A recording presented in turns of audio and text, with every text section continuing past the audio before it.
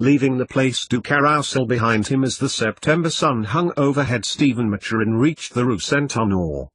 The mail coach had arrived in the eastern Saint-Antoine district of Paris in the early hours of the morning and, having refreshed in a hotel in the outskirts of the city, he had made his way to his meeting with William Wickham. The salon in which he was to meet his superior was in the opposite direction to the termination of his transport across the continent and, having thoroughly paid the driver generously, he had deliberately sought to cross the more well-to-do areas of the city on his way to Le Peltier, one of the major strongholds of anti-revolutionaries and well hidden amongst the back streets of this poorer Parisian suburb. It had taken just the time that Wickham had calculated it would to pass through both Italy and Switzerland, and he had easily found an internal mail coach to carry him to the country's capital. The journey had been the easy part. Up until his arrival in France he had merely to act as a passenger, as was common with the well-off, his initial guise. It was having crossed the border where his difficulties, as anticipated, began in earnest, and Maturin had been grateful that Wickham had organized for the Parisian newspapers, both Republican and anti-Napoleonic, to reach him regularly. Stephen crossed the Rue with a little haste, blending in temporarily with the Parisians before making his way through a small passage and around a corner with an open plaza.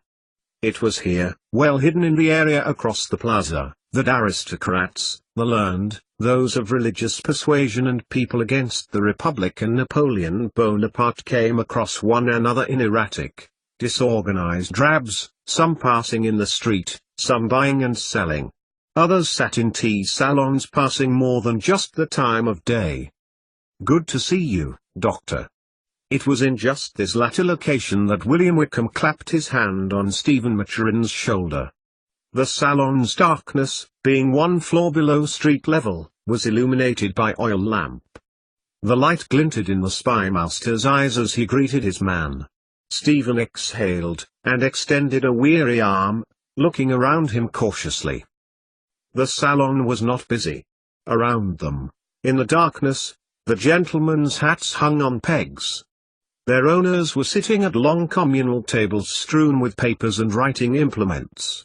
Coffee pots were ranged at an open fire, with a hanging cauldron of boiling water over a fire, thus the fashion of traditional beverage making. "Relax, Maturin," continued Wickham as he ushered the doctor towards a table past the counter. He nodded towards the middle-aged man behind the bar who, seemingly understanding the silent request. "You are amongst allies here."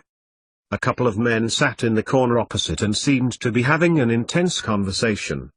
A taller man sat beyond them, alone, reading what Maturin had discerned as he had entered the salon to be an anti-republican pamphlet. He could vaguely see the outline of the Libertor insignia illuminated through the paper from the oil lamp behind it. "Dr. Maturin, it has been a long time. How have you fared?" The fair-haired, boyish charms of his superior had not faded in all those many years as a master spy for the British, Maturin noted. He still seemed to be the same personable, charismatic young man who he had met by the river in Orbe 15 years before the sweeping of Napoleon and his army through the Helvetic Republic on his way to Vienna.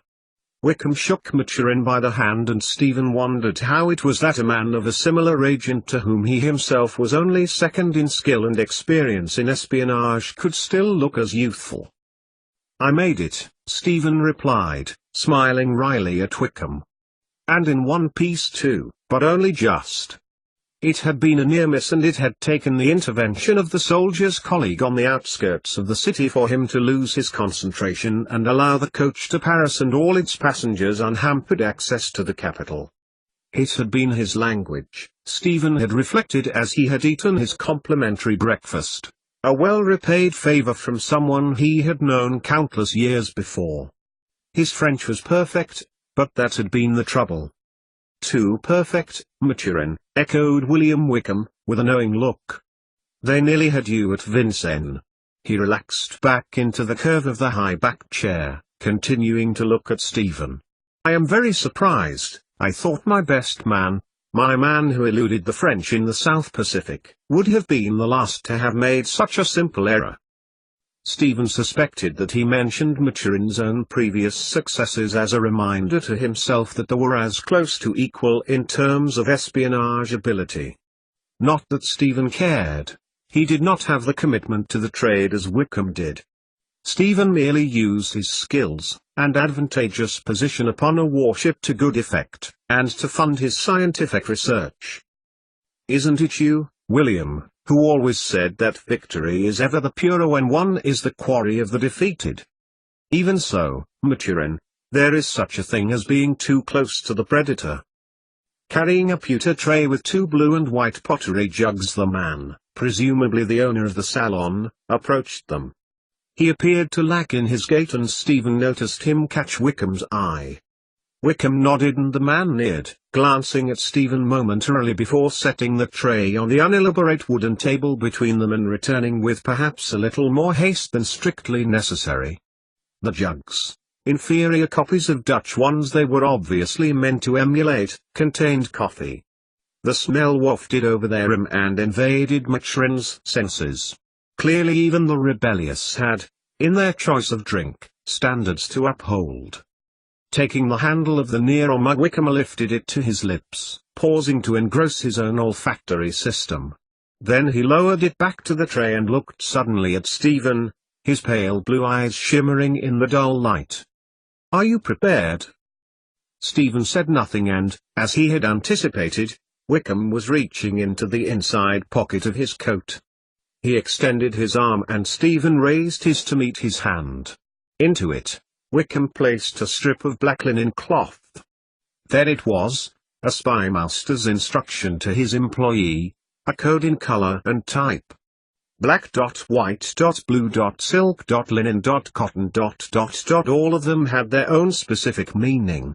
And, then and there, in an anti-republican tea salon, it was exactly as Stephen Maturin had suspected.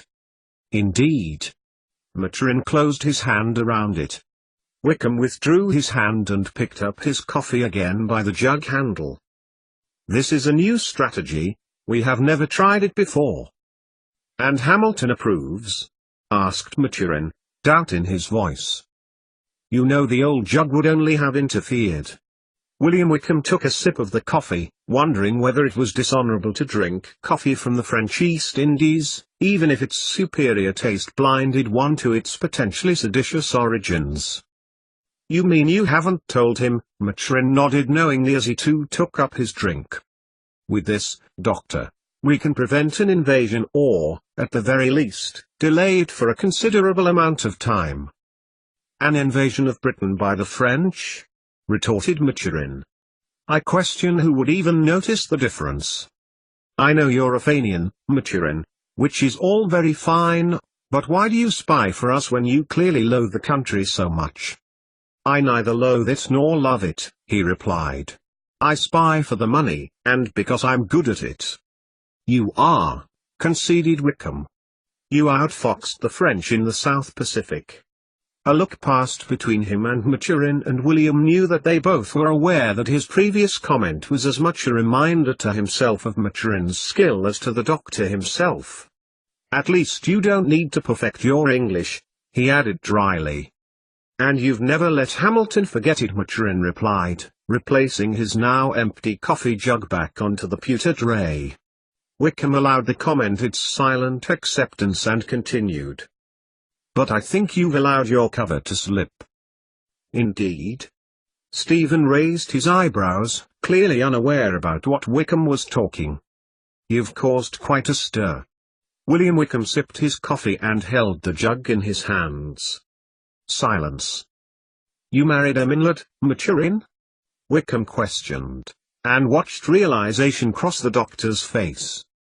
"A woman," corrected Maturin, the veil of ignorance falling like a veil from his face. "Yes," agreed Wickham. "Cicely Holm. Married under the sail, by Captain Jack Aubrey of His Majesty's ship Surprise." Maturin eyed Wickham as the unspoken question in his eyes sought out the connection. He looked away once it had fallen into place, and he inhaled sharply. "Aubrey, yes, of course." "It is as you suspect," clarified Wickham, raising his head and shaking it briefly in the direction of the salon owner, clearly indicating no more coffee was required. Recorded in the ship's log. I even saw him dispatch it to Admiralty House myself. Wickham could hear the exasperation in Maturin's voice.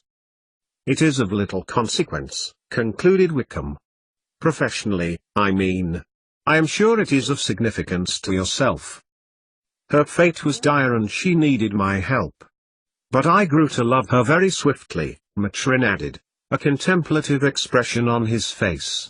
Cicely is remarkable. Indeed she is, concurred Wickham wordlessly.